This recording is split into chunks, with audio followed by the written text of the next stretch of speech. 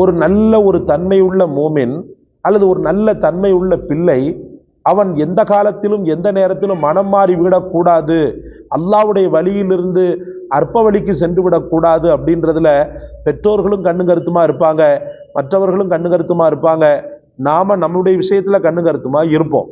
அப்ப நம்ம என்னைக்குமே மனம் புரளாத, பாவத்தின் பக்கம் செல்லாத ஒரு நல்ல ஈமானி உறுதி வர வேண்டும் எனில் இந்த துவா உங்களுக்கு ஒரு பெரும் துணை செய்யும் சகோதரர்களே. எங்கே சொல்லுங்கள், பிஸ்மில்லாஹிர் ரஹ்மானிர் ரஹீம். கண்ணியத்திற்கும் மகத்துவத்திற்கும் உரிய எல்லாம் வல்ல அல்லாஹ்வின் நல்லடியார்களே, அல்லாஹ் ரப்புல் ஆலமீன் ஒரு மூமினை நேர்வழியை தந்து நேர்வழியிலேயே வாழ வைத்து நேர்வழியிலேயே வஃபாத்தாக்குவது அப்படின்றது ஒரு பெரிய நிஅமத். தரங்கட்டு போன இப்லீஸனுடைய பாதையை தேர்ந்தெடுக்காமல் மிகவும் தரமான, தனக்கு எந்த இணையும் இல்லாத படைத்த ரப்புல் ஆலமீனுடைய வழியை ஒரு மூமின் எப்போதுமே பற்றி பிடித்து கொண்டு வெற்றி அடைய வேண்டும். அல்லாஹ் ரப்புல் ஆலமீன் இந்த நசீபை ஒரு சில மக்களுக்கு மட்டும்தான் தருகிறான். எத்தனையோ மக்கள் நல்லவர்களாக பிறக்கிறார்கள், நல்லவர்களாக சிறு வயதில் வளர்கிறார்கள். ஆனால் கால சூழ்நிலையின் காரணமாகவோ அல்லது வேறு வகையான கெட்ட நட்பின் காரணமாகவோ வழி தவறி போகக்கூடிய ஒரு பரிதாபம் ஏற்பட்டு விடுகிறது. காலம் முழுக்க அல்லாஹ் ரப்புல் ஆலமீன் நேர்வழியில் நிலைத்திருக்க செய்வது அல்லாஹ் தரக்கூடிய நியாமத்துக்களிலேயே உச்சக்கட்ட நியாமத்தாக இருந்து கொண்டிருக்கிறது.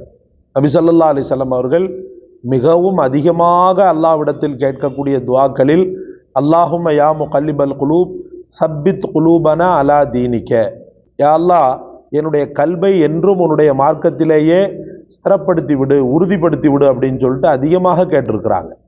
அன்பிற்குரியவர்களே, சாலபா ரலியல்லாஹு என்று சொல்லக்கூடிய ஒரு சஹாபி. இந்த சாலபா ஆரம்ப நேரத்தில் மதத்தின் உச்சத்தை தொட்டார். பள்ளிவாசலுக்கு நேரத்தோடு வந்து விடுவார், முதல் சஃபில் இடம்பெறுவார், நீண்ட நேரங்கள் உட்கார்ந்து அழுவார், அல்லாஹ்விடத்தில் தொடர்ந்து துஆக்களை செய்வார், பெருமானார் ஸல்லல்லாஹு அலைஹி வஸல்லமுடைய எல்லா மஜ்லிஸ்களிலும் பரிபூரணமாக கலந்து கொள்வார். இப்படி அவருடைய ரொட்டீனாக இருந்தது. சாலபா பெரும் கஷ்டத்தையும் வறுமையையும் கொண்டவர். பெருமானார் ஸல்லல்லாஹு அலைஹி வஸல்லம் அவர்களிடத்தில் சாலபா ரலியல்லாஹு தொடர்ந்து எனக்காக துஆ செய்யுங்கள், எனக்காக துஆ செய்யுங்கள், வறுமை என்னை பிடித்து ஆட்டுகிறது, கடன்களும் கஷ்டங்களும் என்னை துரத்துகின்றன, நான் என்ன செய்வேன் அப்படின்னு சொல்லி பெருமானார் ஸல்லல்லாஹு அலைஹி வஸல்லம் அவரிடத்தில் துஆ செய்ய சொல்லுவார். அவருடைய மனோபாவம் பணம் வந்த பிறகு மாறுவதற்கு வாய்ப்பு இருக்கிறது என்பதை லேசாக உணர்ந்த பெருமானார் ஸல்லல்லாஹு அலைஹி வஸல்லம் அவருக்கு செல்வம் கிடைக்க வேண்டும் என்று துஆ செய்வதில் சற்று தாமதப்பட்டார்கள்.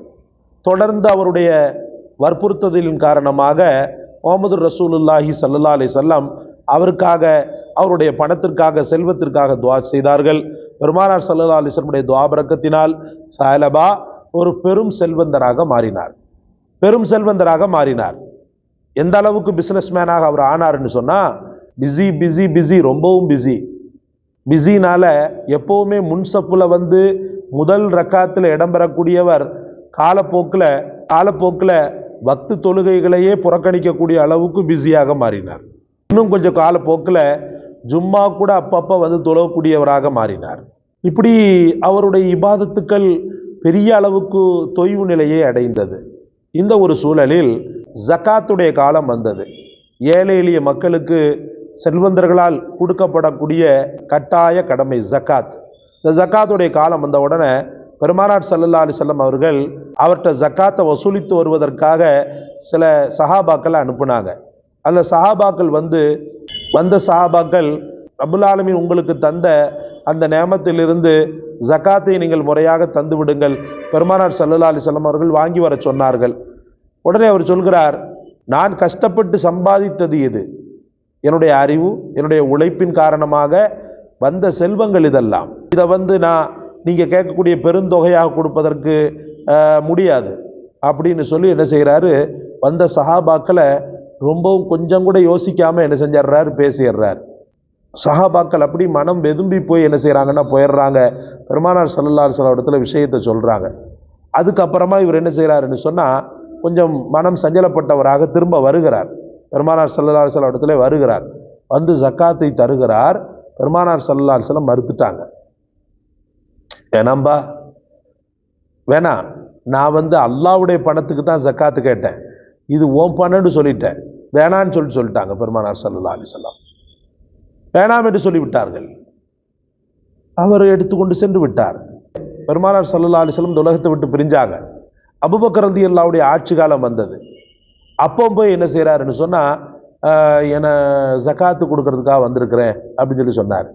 பெருமானார் ஸல்லல்லாஹு அலைஹி வஸல்லம் அவர்களே உன்னிடத்தில் வாங்கவில்லை, நான் எப்படி வாங்குவேன்னு சொல்லிட்டு என்ன செஞ்சுட்டாங்க, மறுத்துட்டாங்க. உமர் ரலியல்லாஹுடைய ஆட்சி காலம் வந்தது. உமர் ரலியல்லாஹுடைய ஆட்சி காலத்தில் ஜகாத்தை கொண்டு போய் கொடுத்தாரு. அவங்களும் என்ன செஞ்சுட்டாங்க, எங்களுடைய தலைவர்களான ரசூலுல்லாஹி ஸல்லல்லாஹு அலைஹி வஸல்லம், ஹஜ்ரத் அபூபக்கர் போன்றவர்களெல்லாம் உன்னிடத்தில் ஜகாத் வாங்கவில்லை, நான் எப்படி வாங்குவேன்னு சொல்லிட்டு என்ன செஞ்சிட்டாங்கண்டா அவங்களும் மறுத்துட்டாங்க. அந்த சஹாபி துணுக்குற்றார், சஞ்சலப்பட்டார்கள், தௌபா செய்தார்கள் அல்லாஹ்விடத்தில். கடைசியில் அவருடைய ஜக்காத்தை யாரும் வாங்காத நிலையிலேயே இருந்தார். அதற்கு பிறகு அல்லாஹ்விடத்தில் தௌபா செய்து மறைந்தார் என்பது வரலாறு. நான் என்ன சொல்ல வருகிறேன் என்று சொன்னால், ஒரு நல்ல ஒரு தன்மையுள்ள மோமின் அல்லது ஒரு நல்ல தன்மை உள்ள பிள்ளை அவன் எந்த காலத்திலும் எந்த நேரத்திலும் மனம் மாறி விடக்கூடாது, அல்லாஹ்வுடைய வழியிலிருந்து அற்ப வழிக்கு சென்று விடக்கூடாது அப்படின்றதுல பெற்றோர்களும் கண்ணு கருத்துமா இருப்பாங்க, மற்றவர்களும் கண்ணு கருத்துமா இருப்பாங்க, நாம நம்முடைய விஷயத்துல கண்ணு கருத்துமா இருப்போம். அப்ப நம்ம என்னைக்குமே மனம் புரளாத, பாவத்தின் பக்கம் செல்லாத ஒரு நல்ல ஈமானி உறுதி வர வேண்டும் எனில் இந்த துவா உங்களுக்கு ஒரு பெரும் துணை செய்யும் சகோதரர்களே.